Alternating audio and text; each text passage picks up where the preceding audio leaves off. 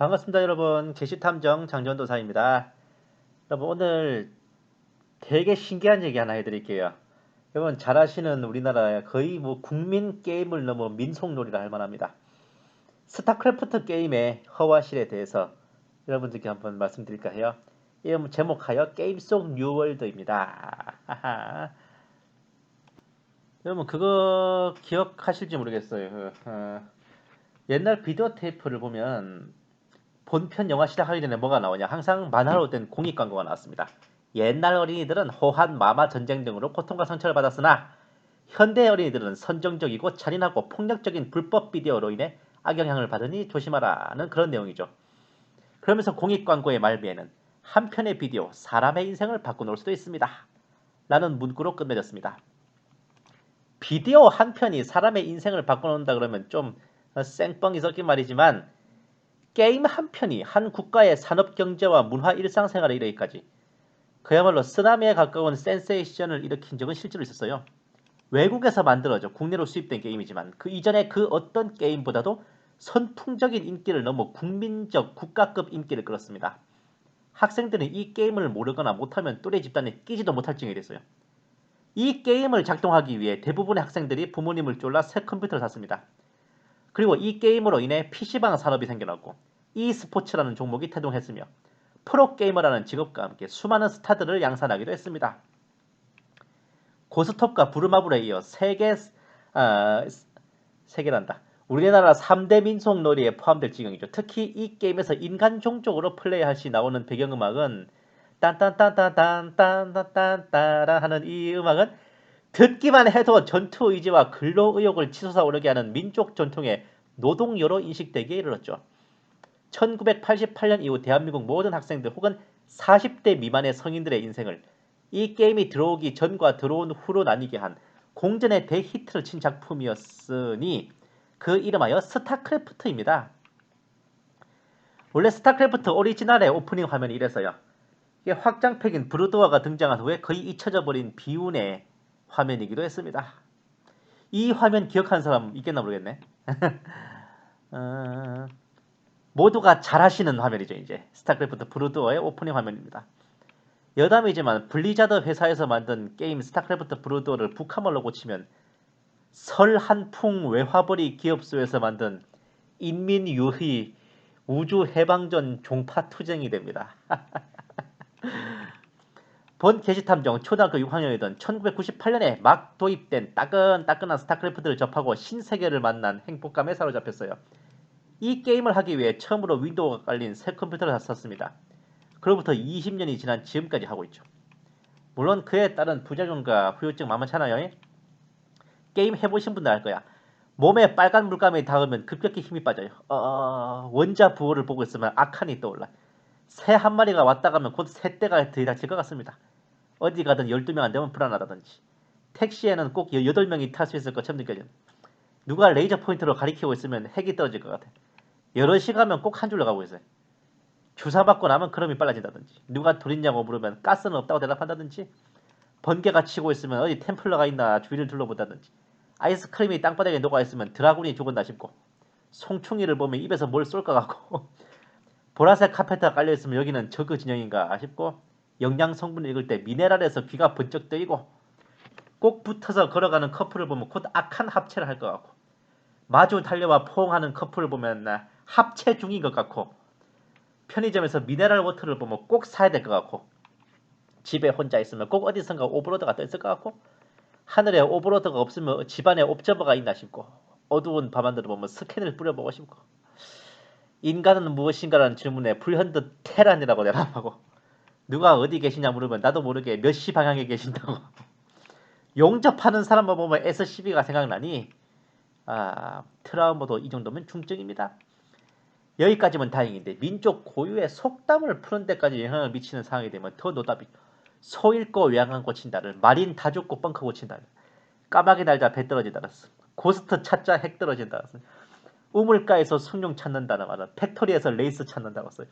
아니 땐 굴중에 연기 나냐를 안 죽은 질럿에 연기 나냐고 써. 닭 쫓던 게 지붕 쳐다본다는 저글링 쫓던 질럿 오버로드만 쳐다본다고 써. 계란으로 바위치기를 벌처로 성큰치기로 써. 자라 보고 놀란 가슴 소뚜껑 보고 놀랜다. 레이스 보고 놀란 가슴 옵저버 보고 놀랜다. 개똥도 약에 쓸면 없다. 저글링도 컨슘으로 쓰려면 없다라고 써죠. 호랑이한테 물려가도 정신만 차리면 산다. 캐리어가 또도 클로킹만 잘하면 산다. 하늘이 무너져도 솟아날 구멍이 있다. 초반 러시 당해도 띄울 건물이 있다. 구슬이 3마리라도 끼어야 보배는 캐리어가 3부대라도 인터셉터 뽑아야 써먹는다. 스타크래프트 해보신 분들 이게 무슨 소리인지 아실 거야. 여기까지 오면 대부분의 부모님들은 애새끼 방에 있는 컴퓨터를 뽀개야 되나 말아야 하나를 고민하시게 되죠. 이와 같이 국내 상륙 이래 20년을 우리네 학생들과 울고 웃으며 초, 중, 고 대학생은 물론 직장인 사회인들 모두 한마음으로 즐기던 스타크래프트는 전에도 없었고 지금도 없고 앞으로도 이 게임의 인기를 넘어설 명작은 나오지 않을 것이라 저는 생각해요. 지금의 30, 40대가 스타크래프트가 처음 나올 때 10대, 20대거든요. 10년, 20년 정도 더 지나면 아버지와 할아버지들이 아들과 손자들과 함께 스타크래프트를 할 거예요. 학교 시험 문제까지 등장한 스타크래프트. 저그 유저인 도경이 이게 프로게이머 강도경 이름을 딴 것 같아요. 사실 우리가 전략 시뮬레이션 게임으로만 이걸 생각하는데 스타크래프트는요. 게임으로 시작된 게 만화, 소설, 그래픽 노블을 비롯해서 어마어마한 세계관으로 확장돼서 거대한 체계를 이룩한 작품입니다. 어벤져스 아시죠? 그것처럼 그 세계관 안에서 벌어지는 일들을 각색한 수많은 작품들이 있어요. 스타크래프트의 세계관을 담은 소설만도 20권이 넘습니다. 주요 등장인물들 모두가 책 한 권 분량이 넘는 각자의 스토리가 있는 실로 방대한 스페이스 오페라죠. 그 거대한 세계관과 대서사시에서 게임으로 출시된 것은 극히 일부에 지나지 않습니다. 저는 스타크래프트 오리지널 미션 1번부터 브로드와 엔딩까지 그리고 스타크래프트 2 자유의 날개 미션 1번부터 엔딩까지 과연 스토리의 상에서의 시간으로 어느 정도 기간이 걸렸을까? 저는 직접 플레이하면서 계산했어요. 스타 오리지널은 오프닝부터 마지막 미션까지 스토리상 기간이 4개월, 브로드워는 6개월입니다. 오리지널과 브로드워 사이에 1개월간의 텀이 있어요. 브로드워 엔딩 후에 스타 2 오프닝까지는 4년이 지나고 스타 2 오프닝에서 엔딩까지는 18일이 걸립니다. 스타크래프트는 무려 3, 40년에 가까운 길고 긴 세월을 다룬 세계관인데 그 중에 실제로 게임으로 각색된 것은 불과 10달 좀 넘는 기간이죠. 이게 중간중간에 동영상이라든지 이런 연대기 표 이런 거 보시면은 이게 나와 있어요. 스타크래프트 연대표는 그 소설책을 사셔야 안에 뒤에 이제 후기로 이제 수록되어 있습니다. 부록으로. 참고로 주인공인 레이너와 캐리건은 처음 만남부터 캐리건이 저그에 감염되기 전까지 총 사귀 기간이 한 달이었습니다. 그러니까 딸랑 한 달 사귀고 스타크래프트 내내 그 난장을 친 거야. 레이너하고 캐리건이. 암만 봐도 레이너가 그 모태솔로였다가 난생 처음 사귄 게 캐리건이었을 것 같아. 역시나 영화나 게임을 보고 즐기면서도 매 눈으로 예리하게 살펴보는 본 탐정은 제 인생의 동반자인 스타크래프트도 예외가 아니었어. 조금씩 의구심이 늘어갔습니다. 뜻밖에도 이 스타크래프트 게임 속에 암암리에 내재된 신세계 질서의 아젠다가 생각보다 많다는 겁니다. 우연의 일치일 수도 있지만 매우 의미심장한 것들을 내포한 경우가 덜어 있었던 겁니다. 사실 스타크래프트의 스토리 자체가 이미 신세계 질서를 지향하는 일루미나티의 아젠다를 담고 있습니다. 다만 시대의 징조를 분별하는 눈과 필요한 정보들을 모르는 사람들이 많고 게임만 즐겁게 하면 되지 스토리까지 다 할 필요가 있냐 싶어 건너뛰는 분들이 많아서 잘 알려져 있지 않을 뿐이고 이 시대의 징조를 분별하시는 분들이 게임을 잘 안 하시기 때문에 모르는 것도 있어요. 스타크래프트에 등장하는 세 종족은 각각 테란, 저그, 프로토스입니다. 테란은 이제 지구에서 쫓겨나 이주당한 인간들. 저그는 제일 나가라고 하는 내가 제일 잘 나가가 아니라 제일 나가라고 하는 우주의 고등 종족이 진화 실험을 통해 만들어낸 우주 괴물들입니다. 프로토스는 앞서의 그 제일 나가가 저그를 만들기 전에 지식을 통해 계몽시켜 발달시킨 외계인들. 그러니까 이 젤라가 새끼들이 이거 만악의 근원이여. 젤 나가의 최초의 실험이 프로토스였습니다. 그래서 프로토스는 첫 번째 탄생이라는 의미죠. 지식과 정보를 가르쳐 계몽시키고 발달시키는 일종의 지식형 진화. 하지만 대가리 굵어진 이 프로토스들이 젤라가를 배신 때리고 공격했어요. 젤라가의 첫 실험은 실패했습니다. 그들은 지식형 진화 대신 DNA를 조작하는 진화 방식으로 두 번째 실험을 했는데 그게 저그죠. 근데 이번에는 저그에게도 배신당했어요. 아예 저그에게 흡수돼버리는 최후를 맞습니다. 스타크래프트 세계관 내에서 창조주 포지션이죠. 젤라가가. 그런데 자기가 창조한 저거에게 흡수당한 것. 하나님의 피조물로 창조된 천사인 사탄이 하나님을 찜쪄먹겠다는 불측한 의지가 표현된 게 아닐까. 저는 그렇게 생각했습니다. 스타크래프트의 스토리는 테란의 역사에서부터 시작돼요. 서기 2230년이 넘자 전 세계가 UN을 계승한 UPL 국제열강연맹이라고 하는 거대한 국제기구 산하에 통합됩니다. 물론 이제 일부 나라들은 통합 안 되고 그냥 따로따로 지낸다고도 해요. 스토리상으로. 그 단일 세계정부의 이념은 인간의 얼굴을 한 사회주의입니다. UPL은 한계에 다다른 지구 인구를 감축하기 위해 대정화운동이라는 적폐청산이요. 이런 대숙청에 돌입해요. 범죄자, 돌연변이, 사이보그 인간, 성직자를 포함한 종교인 및 UPL 체제에 대한 반대파들로 4억이 넘는 인류를 학살한 뒤 종료됩니다. 각 민족들의 언어를 폐지하고 영어로 통일해 모든 종교를 금지시켰습니다. 시작부터 단일 세계정부가 나오죠. 인간의 얼굴을 한 사회주의가 그 이념이고 빼도 박도 못한 일루미나티의 아젠다입니다. 모든 종교를 금지하면서도 인류의 신성성이라는 이상한 종교적 이념도 있어요. 이것은 인간이 곧 신이라는 뉴에이지와 상통하는 겁니다. 이런 와중에 지구 밖의 행성들을 개척하기 위해 죄수들을 선발하여 냉동 동면 상태로 우주선에 태워보냈는데 우주선이 고장을 일으켜 원래 목적지 말고 다른 데 불시착해버렸어요. 사랑의 불시착이 아니라 동면에서 깨어나 나온 이주민들이 각각 착륙한 곳에서 피난처를 건설하면서 새 종족 중 테란이 시작되죠. 여기서부터 줄줄이 비엔납니다.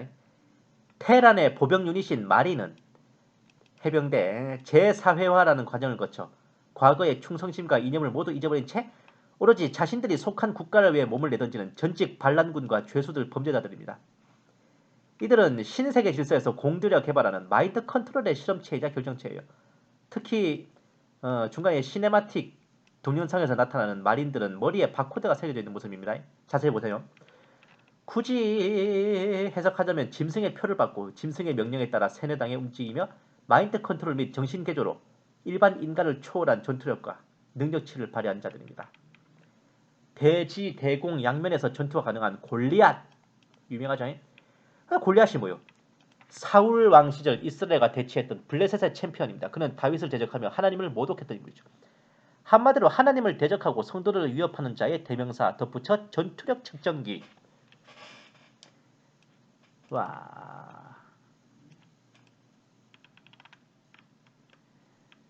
클로킹이라는 은폐 능력을 발휘하여 적진을 침투하고 락다운이라는 능력으로 상대방 기계 유닛들을 무력화시키며 핵폭탄도 유도하는 고스트는 아예 이름부터 귀신입니다. 성경에서 귀신이 어떤 존재인지는 말해봐야 입 하나 부정. 대지, 대공, 양면 전투가 가능하고 앞서 고스트처럼 은폐 능력으로 적에게 보이지 않은 채 공격이 가능한 전투기인 레이스는 앞서 고스트와 마찬가지로 귀신 혹은 망령이라는 뜻을 가지고 있어요. 대공 능력은 작살나지만 대지 능력이 없는 제공 전투기인 발키리는 바로 북유럽 신화에 등장하는 전쟁의 신입니다. 토르와 함께 발키리가 전쟁의 신이에요. 근데 다니엘서 11장 38절 그가 군대의 신을 공경하리니 전쟁의 신을 적그리스도가 공경하던 군대의 신이라 치환해도 딱히 어색하진 않아요. 사이언스 베슬 자체 공격력은 없지만 아군 유닛에 보호막을 쳐주고 EMP를 쏴서 상대방의 초능력이나 방어막을 무력화합니다. 상대 쪽 은폐된 유닛들도 찾아내는 디텍터 기능도 가진 사이언스 베슬은 이렇게 보면 그냥 평범한 우주선 모양인데 그 승무원은 인간이 아니라 인간형 사이보그입니다. 적그리스도가 지배하는 환란기가 되면 이런 인간형 사이보그와 터미네이터 복제인간들이 군인, 경찰, 공직을 차지하고 인간들을 압제하게 될 거라 저는 보고 있어요. 테란의 가장 강력한 유닛인 전투순양함 배틀크루저는 이게 또 뭔 상관이냐 싶은데 배틀크루저의 원명칭은 베헤모스급 전투순양함입니다. 전투순양함이 영어로 하면 배틀크루저예요. 베헤모스라 하면 욥기에 등장하는 거대 괴물인데 개역 성경에는 하마라고 적혀있는 몬스터입니다. 베헤모스와 레비아탄은 개역 성경에 하마와 악어로 번역되어 있지만 묘사된 모습을 보면요 결코 하마나 악어 수준의 잡몹이 아니에요. 진짜 인간 차원으로 상대할 각이 아닌 무시무시한 괴물들입니다. 그러니까 베헤모스를 하마가 아니라 공룡으로 보는 경우도 있죠. 공룡과 인간이 동시대에 살았다는 고고학적 증거들도 발굴되면서 더욱 예측이 정설로 굳어지고 있지만 사실 베헤모스의 사전적 의미는 짐승입니다. 비스트. 뭐가 딱 떠오르죠? 자, 킹 제임스 욥기를 보시면은 베헤모스를 보라. 소처럼 풀을 먹고 자기 꼬리를 백향목같이 움직이고 뼈들은 쇠막대기 같고 이게 하마라고요? 레비아탄. 자매품으로 등장하는 레비아탄은 욥기 41장을 쭉 읽다 보면 입에서 불을 뿜고 쇠를 지푸라기 같이 노스를 썩은 나무같이 부셔버리고 화살과 돌도 튕겨버리는 사기 캐릭터입니다. 이게 악어라고 믿는다면 힘이 굴lum하지. 참고로 저그의 9가지 종족들 중에 노란색 저그 종족이 레비아탄 브로드입니다. 역시 스타크래프트 스토리 지필진들은 레비아탄도 놓치지 않았어요. 짜잔. 테란의 일꾼 유닛인 SCB. 혼자 건물도 짓고 유닛 수리도 하고 건물 수리도 하고 자원도 캐는 전천후 노가다면인데 이들의 설정상 배경 스토리는 진짜 안구의 습기차입니다. 이 재정으로 사용되는 자원이 뭐냐? 광물인 미네랄과 기체인 베스펜 가스로 나눠지는데 통상 미네랄 광산과 가스 광산은 가까이 붙어 있어요. 이들은 수리나 건물 건축할 때는 유저가 직접 마우스로 컨트롤해야 되는데 미네랄 캐고 가스 캘 때는 SCB가 알아서 그냥 계속 왔다 갔다 하면서 채굴 합니다. 근데 그게 원리가 뭐냐? 가스 광산에서 나오는 가스에 중독되어 마약 먹은 듯이 계속해서 환각 상태에서 일한다는 겁니다. 일루미나티의 사령탑인 300인 위원회가 인간 지배를 위해 가장 공들인 사업이 마약 사업입니다. 그들의 세계 혁명 계획에서는 전 인류를 뽕쟁이로 만든 뒤에 개인에게 돌아가는 마약의 양을 제한하여 세계 정부가 인정하는 상점에서만 살 수 있게 하고 그러면서 오락용 마약 사용을 의무화해요. 세계 정부 지경의 마약바가 운영돼서 노예 계급들은 그곳에서 자유시간을 보내게 한다는 내용이 있습니다. 한마디로 마약의 공급과 제한으로 인류를 통제하며 불순분자를 조지려면 마약 공급만 끊어도 충분히 괴롭힐 수 있다는 소리죠. 마약에 취해 세뇌당하고 로봇처럼 일하는 단일 세계정부 시대의 노예 계급들의 모습이 가스를 마시고 멍해져서 정신없이 일만 하는 SCB의 모습에 반영되어 있다고 봐도 됩니다. 자, 커맨드 센터에 딸린 부속 건물이자 아군의 시야로 볼 수 없는 지역에 스캔을 뿌려 밝혀주고 은폐된 클로킹한 유닛들도 드러나게 해주는 컴셋 스테이션인데 이 건물을 보면 떠오르는 말씀이 있어요. 누가복음 8장 17. 숨은 것이 장차 드러나지 아니할 것이 없고 감추인 것이 장차 알려지고 나타나지 않을 것이 없느니라. 땅굴을 파고 숨는 버로우를 했던 모습을 감추는 클로킹을 했던 이 컴셋 스테이션에서 스캔 한 번만 뿌리면 끝이에요. 이것은 제가 봤을 때 바로 스마트 시티의 판옵티콘 감시 체제를 저는 생각하고 있습니다. 자, 이게 뭐냐? 벌처. 게임상에서는 별로 그렇게 안 생겼는데 이 벌처는 오토바이입니다. 이 유탄을 발사하면서 공격하고 지뢰를 매설하고 대공 능력은 없지만 속도가 졸라게 빨라요. 정찰이나 이 상대방 일꾼 기습에 주로 사용되죠. 이 유닛의 이름이 매우 의미심장한데 벌처가 뭐냐? 독수리 또는 시체매입니다. 시체를 뜯어먹는 독수리와 매라는 뜻이에요. 시체매, 벌처. 딱 떠오르는 말씀이 있습니다. 마태복음 20장 28절. 또 어디든지 시체가 있으면 거기로 독수리들이 함께 모여들리라. 에스겔 39장 17절. 각종 새와 고기를 먹으며 피를 마실지어다. 계시록 19장 18절. 공중에 나는 모든 새를 향하여 모든 자의 고기를 먹으라 하더라. 계시록 19장 21절. 모든 새가 그들의 고기로 배불리우더라. 실제로 장차 아마겟돈 전쟁에 될 무기또 주변 지역에는 이미 이런 시체를 뜯어먹는 벌처들이 이상하게 증식을 해서 개체수가 많아졌다는, 이것은 10년도 더 된 정보입니다. 자, 다음 프로토스 유닛을 볼게요. 넥서스, 테란의 커맨드 센터, 저그의 해처리에 상당하는 프로토스의 일꾼 생산 및 기반 건물인 넥서스는 대충 봐도 뭐예요? 피라미드 모양의 프리메이슨 사원이죠. 방울석 버전으로 말하면 피라미드를 둘러싼 4개의 흉물스런 오벨리스크라고 하셨다. 게다가 이 넥서스의 뜻이 뭐냐? 결합, 연합, 집합체 이 뜻입니다. 세계 시민주의와 사회 동포주의에 입각한 국제 우회 단체인 프리메이슨의 이념을 한마디로 표현한 단어가 넥서스예요. 전 세계를 하나로 결합하고 모든 종교를 하나로 연합한다는 슬로건, 이 건물 이름 넥서스 하나에 모두 포함되어 있습니다. 포지. 포지의 의미는 금속을 가열하는 화로, 통상적으로 대장간과 재련소를 의미하죠. 아시다시피 프리메이슨은 석공조합이에요. 석공에 쓰는 연장들은 대장간에서 만들어집니다. 한마디로 프리메이슨의 기반이자 근거지라는 뜻입니다. 광선검을 휘두르는 프로토스의 보병 전사인 질럿은 시카리우스의 영어 명칭입니다. 일본의 닌자, 이슬람의 어쌔신과 더불어 그 중동의 어쌔신과 더불어 세계 3대 자객 집단인 시카리우스는 로마의 압제를 받던 이스라엘에서 친로마 매국노들을 전문적으로 암살하는 집단입니다. 이들의 주특기가 뭐냐? 사람들이 붐비는 거리에서 목표물에게 다가가 한 방에 훅 쑤시고 유유히 사라지는 원샷 원킬.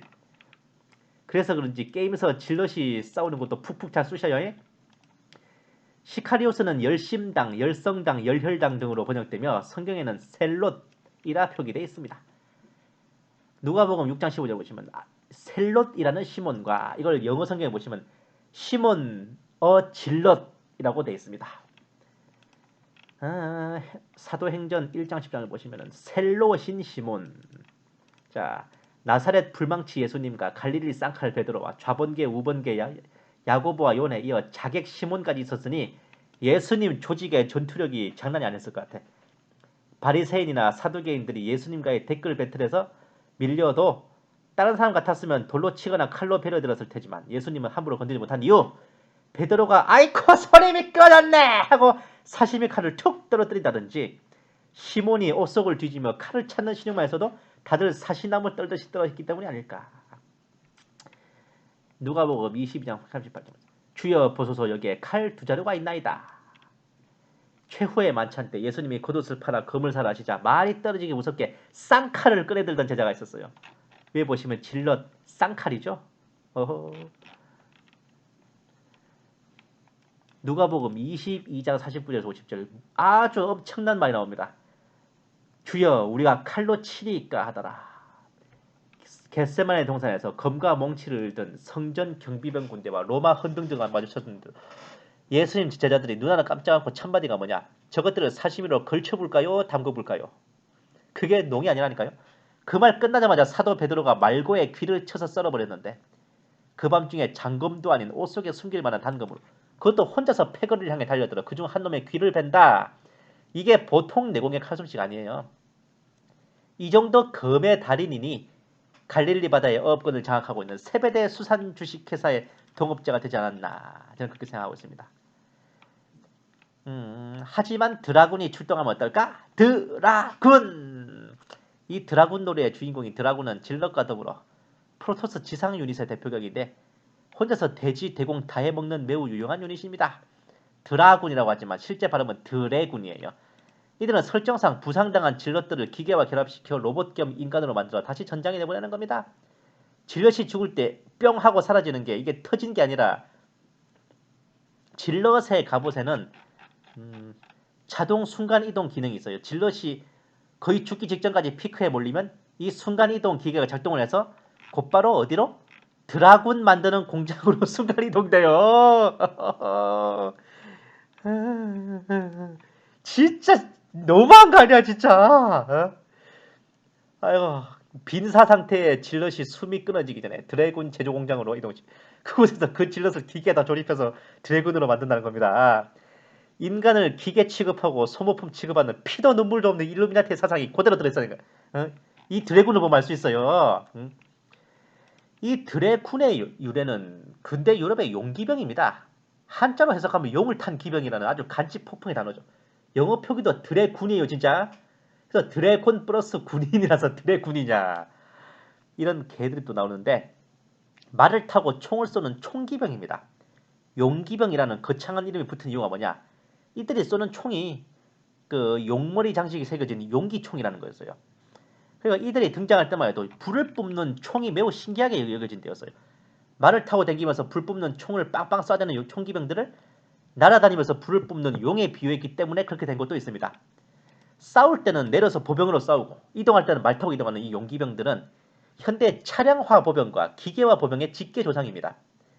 반란이나 강도가 출현하는 지역 등 무력이 좀 그러니까 무력이 좀 급하게 필요한 상황에 가장 즉시적으로 출동하여 신속하게 진압하는 것을 주특기로 했기 때문에 드래곤의 사전적 의미에는 누군가를 박해하다 라는 뜻도 들어갑니다. 왜냐하면 왕 입장에서 세금 똑바로 안 내고 뭐 농민들이 막 소요를 일으키는 지역 같으면 이 용기병들 보내서 진압하지 않겠어요? 용기병 최악의 흑역사는 프랑스의 루이 14세가 1685년에 신앙의 자유를 인정한 낭트 칙령을 폐지한 후에 발생했어요. 카톨릭을 믿지 않는 크리스천들을 모든 공지에서 추방하고 핍박하기 시작할 무렵이었습니다. 루이 14세는 이 용기병들을 크리스천들 가정마다 파견해서 살인, 폭행과 약탈, 부녀자 겁탈을 일삼게 했습니다. 용기병들 때문에 뒷목을 잡던 크리스천들에게 카톨릭으로 개종하면 용기병들을 철수시킬게 라고 유혹했던 겁니다. 용기병들은 스스로를 개신교들에게 카톨릭의 복음을 전하는 장화신은 선교사라고 칭했습니다. 미친 새끼들. 크리스천들에 대한 박해는 물론이고 예배를 인도하는 목회자들을 잡아들여 마차로 찢어 죽이는 이런 잔혹한 핍박이었습니다. 용기병들에 의한 순교자가 속출했어요. 이들의 폐악질로 인해서 결국 30만 명이 넘는 크리스천들이 프랑스를 떠나버렸죠. 이것으로 프랑스는 영영 카톨릭 국가가 되어버렸습니다. 분명히 대환란기가 되면 적그리스도의 우상에게 절하지 않거나 짐승의 표를 받지 않거나 하는 사람들에게 용기병들을 보내 폐악질을 부렸던 것과 똑같은 짓을 재현할 겁니다. 용기병이 영어로 뭐다? 드라군. 하지만 드라군이 출동하면 어떨까? 이것을 이후에는 적그리스도가 할 거라고요. 뭐? 표를 안 받는다고? 하지만 드라군이 출동하면 어떨까? 드라군. 다음. 직접 공격 능력은 없지만 허상을 만들어내는 분신술과 사이오닉 스톰이라고 하는 찌짐이를 구사하는 이 하이템플러는 번역상 고등 기사단원이지만 템플러란 말 자체가 템플 기사단을 가리키는 단어입니다. 십자군 기사단이자 프리메슨의 한 일파인 성당 기사단, 성전 기사단 혹은 템플 기사단은 프리메슨 역사의 중요한 한 획을 끈 공신들이죠. 하이템플러와 달리 마법 능력은 없지만 보이지 않는 클로킹이 영구적으로 되어 있고 소리 없이 다가와 강력한 광선검으로 쓱싹 베어버리는 이 다크 템플러는 단어의 뜻은 암흑기사단이지만 어둠의 기사단, 암흑기사단이에요. 하이템플러와 더불어 숨겨진 다른 뜻을 제가 좀 발견했습니다. 로마 카톨릭은 흔히 바티칸 교황이 통수권자라 생각하지만 전면에 나서는 통치자인 바티칸 교황은 백색 교황이고 이면에 비선 실세로 움직이는 또 하나의 통치자가 있습니다. 공식 직책명은 예수회 총장이지만 그를 일컬어 검은 교황이라 합니다. 백색 교황과 검은 교황이 로마 카톨릭이 치리하는 두 사령탑입니다. 전면에 드러나는 하이템플러와 모습이 드러나지 않고 은폐된 다크템플러는 어쩌면 백색 교황과 검은 교황을 의미하는 게 아닐까요? 하이템플러 두 명이 합체하면 만들어지는 아칸은 특이하게 원래 하이템플러가 가지고 있던 마법 능력이 없어져요. 강력한 사이오닉 충격파를 사용하는 물리력이 생겨버립니다. 다크템플러 두 명이 합체하면 만들어지는 다크 아칸은 특이하게 원래 다크템플러가 갖고 있던 강력한 물리 공격력이 없어지고 마법 능력이 생기는데 이 마법 능력 중에 상대방 유닛을 아군으로 만들어버리는 마인드 컨트롤이 있습니다. 이걸 보면 백색 교황보다 검은 교황이 더 강력한 지배력이라는 뜻이 아닌가 저는 그렇게 생각해요. 그리고 아칸이란 말 자체가 뭐냐면 고대 그리스의 집정관을 뜻하는 단어입니다. 아칸이. 그러니까 아칸이란 말 자체에 통치권자라는 뜻도 있는 거예요. 교황이지. 전투기처럼 생겼지만 직접 전투 능력은 별로 강하지 않아요. 이 비행기가 떠 있으면 비행기 주변의 유닛들이 모조리 은폐된 크로킹이 되는 매우 유용한 기능을 가진 아비터는 시공간을 왜곡시켜 공격해오는 적 유닛들을 그 자리에 얼음처럼 멈춰서게 할 수도 있고 멀리 떨어져 있는 아군 유닛들을 자신이 있는 곳으로 순간 이동을 시키는 능력도 있어 매우 뛰어난 자산입니다만은 아비터의 유닛 설정이 뭐냐 설명서 보시면 나옵니다. 프로토스 지배계층인 법관들의 이동 즉 비밀 집회소입니다. 비밀 결사대인 프리메슨의 정체성을 참으로 잘 보여주는 유닛이 아닐 수 없어요. 이 아비터가 같은 편들을 은폐시키고 공격해오는 반대파들을 무력화시키고 멀리 있는 동료들도 순식간에 불러다 합류시키고 이 프리메슨, 이 비밀 결사대 프리메이슨의 위력이 그대로 이 아비터 유닛 하나에 나와요. 다크 템플러처럼 항상 은폐 기능이 가동되는 옵저버는 자체 공격력은 없지만 숨겨지고 은폐된 유닛들을 보이게 하는 디텍터 기능이 있습니다. 어렵게 볼 거 없어요. 이들은 감시자가 어디에 있는지 감시당하는 사람이 모르게 하고서 효율적으로 감시 통제를 하는 원형 과목 판옵티콘을 가리킵니다.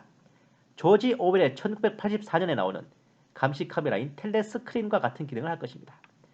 스마트 시티에 정말 엄청난 위력이죠. 대환란기가 되면 적그리스도와 세계정부 당국은 저런 것으로 주민들의 일거수일투족을 철저하게 감시합니다. 감시당하는 사람들은 감시 카메라가 어디 설치되어 있는지도 모르고 말이죠.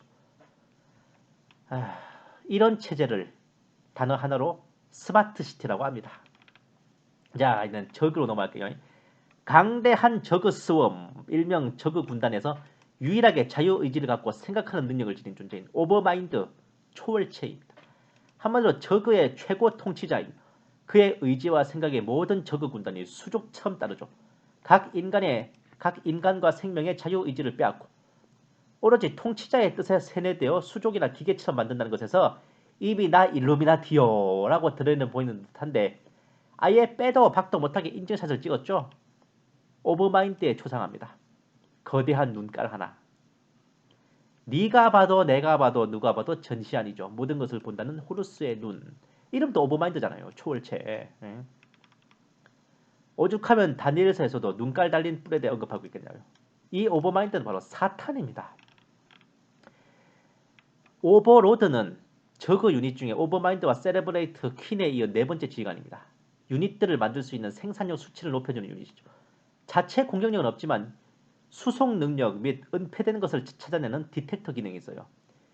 여기까지만 보면 뭐가 문제이랴 싶지만 오버로드는 대군주를 의미합니다. 대군주는 한마디로 군주들 위에 으뜸으로써 만왕의 왕 만주의 주란 말입니다.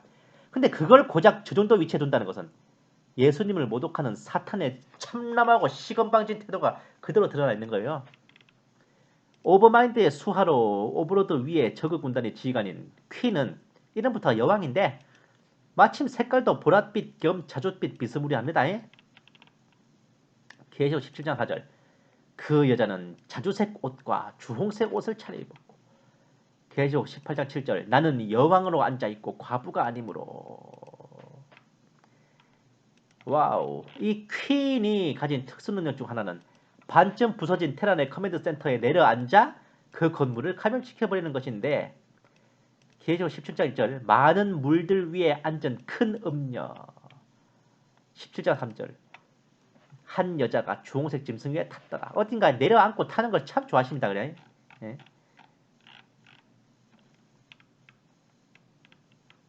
자, 다음은 감염된 테란. 퀸이 테란의 커맨드 센터를 감염시키면 이렇게 생긴 감염된 인간을 만들 수가 있어요. 퀸에 의해 감염된 인간들은 완전히 저그의 수족이 되어버립니다. 오버마인드에 대한 충성만 남게 되고 충성하는 방법인 즉슨 적 유닛을 향해 돌격하여 자폭해버리는 거죠. 영혼을 빼앗기고 귀신 들린 인간들의 모습이 저럴 것 같아요. 계시록 18장 13절. 그 상품들이 블라블라블라 나오는데 사람의 영혼들이라. 퀸이 테란인들을 감염시킨 것과 음녀가 사람들의 영혼들을 빼앗아 상품처럼 거래하는 것과 묘한 등식이 성립하는 것 같습니다. 본 탐정이 문득 생각한 것은 테란이 신세계 질서 단일 세계정부의 모습을 묘사한 것이라면 프로토스는 일루미나티와 프리메이슨을 의미하는 것, 저그는 사탄 마귀들이 아닐까 합니다. 감염된 테란이 적을 향해 돌격해 자폭하는 것에서 왠지 거라사에서 군대 귀신에 씌인 돼지들이 바다로 돌진하는 모습이 오버랩되거든요. 이러한 생각을 더 확실히 굳혀준 게 스타크래프트의 히로인인 캐리건입니다.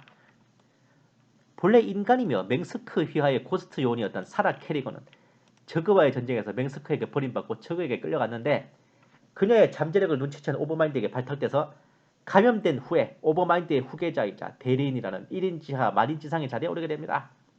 계시록 13장 2절. 용이 자기의 권능과 자리와 큰 권세를 그에게 주었더라.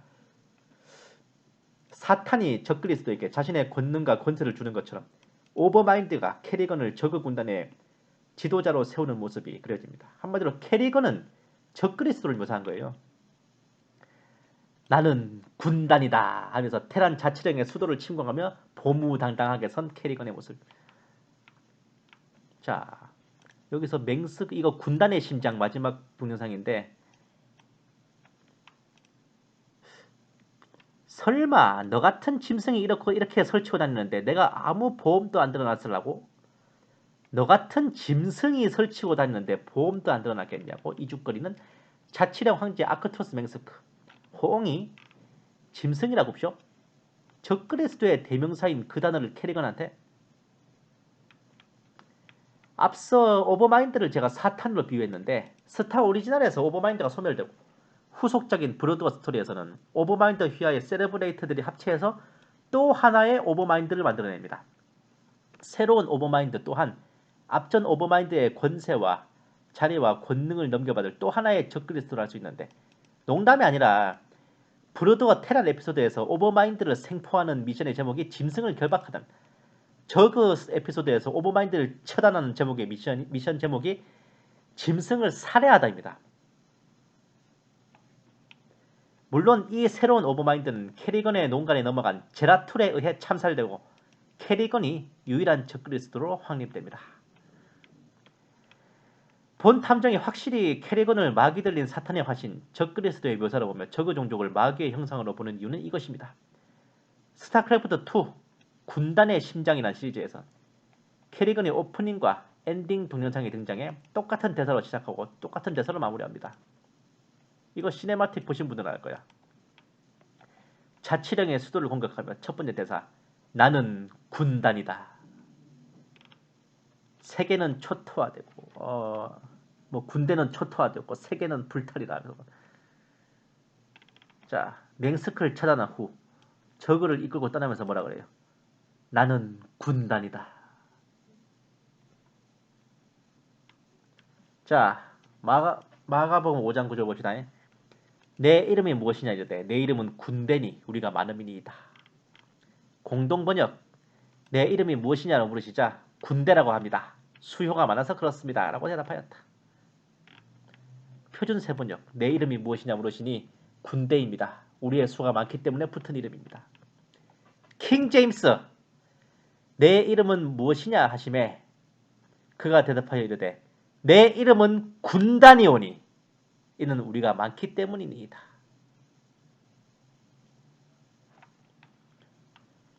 거라사의 귀신 들린 자에게, 더 정확히 말하면 그 귀신에게 예수님께서 이름이 무엇이냐 물으시자 귀신이 대답합니다. 나는 군단이다. 어디서 반말이니? 저 마음에 안 들죠? 나는 군단이다. 우리가 많기 때문입니다. 라고도 덧붙이는데, 게임 설정상 저그의 특징은 엄청난 쪽수로 물량 공세를 펼친다는 게 기본입니다. 게다가 캐리건에 대해 엄청난 타짜질을 한 게, 이 캐리건은 빼도 박도 못할 적그리스도입니다. 하지만 게임 속 묘사는 독재자인 맹스크 황제를 물리치고 테란 시민들에게 자유를 되찾아주러 온 해방자로 등장하죠. 게다가 테란 저그 프로토스 세 종족의 멸망을 막고 공생과 균형을 지켜줄 버팀목이라는 거였습니다. 브루드워에서 캐리건의 폐악질로 많은 동지들을 잃고 복수할 기회만 노리던 제라툴과 레이너가 캐리건을 처단하는 걸 포기한 가장 결정적인 이유가 캐리건을 죽일 경우 공허의 목소리에 의해 테란 저그 프로토스가 모조리 멸망해버린다는 결말을 예언받았기 때문이에요. 참고로 공허의 목소리는 프로토스와 저그가 합쳐진 혼종을 만들어내 그것으로 저그를 조종하는데, 캐리건이 죽어버린 상태에서의 최종 결말은 혼종들이 조종하는 저그들이 테란과 프로토스를 멸망시켜버리는 것입니다. 이것도 해석해보면 마귀들이 자신들에게 철저히 충성하는 일루미나티와 프리메슨 요원들만 직접 조종하며 나머지 인류를 파멸시키고 일루미나티와 프리메슨도 숙청한다는 의미가 되어 있고요. 사탄이 내주합일된 그 자신도 마귀의 화신인 자가 마귀들을 이끌고 들어왔는데도 오히려 인류의 구원자, 해방자로 환영받는다. 이건 정말 빼도 박도 못할 적그리스도 인증샷입니다. 우리의 국민들이 20년째 애호하는 국민게임이자 이제는 민속놀이의 반열에 오른 스타크래프트에 대해 이렇게 다양하면서도 요소요소의 옴니 암니 일루미나티와 신세계 질서의 아젠다들이 숨겨져 있다는 것에 놀랄 수밖에 없었어요. 어쩜 이런 것들을 얼마나 잘 찾아내고 알아보는가 하는 것도 지금까지 착실히 쌓아온 시대 징조품들의 내공이라 하겠습니다. 오늘은 정말 가볍게 탐정놀이를 해봤어요. 오늘은 게임 이야기로 썰을 풀어봤는데 혹시나 여러분들 중 자녀분들이 밤낮 없이 스타크래프트에 열을 올리고 있어 고민하는 분들 계시다면 본 탐정의 오늘 이 작품을 한번 보여주시면 꽤 흥미있어할 것으로 생각됩니다. 다 쓰고 나니 이상하게 손이 건질건질하네. 스타 한판 들어가겠습니다. 감사합니다. 게시탐정 장전도사였습니다.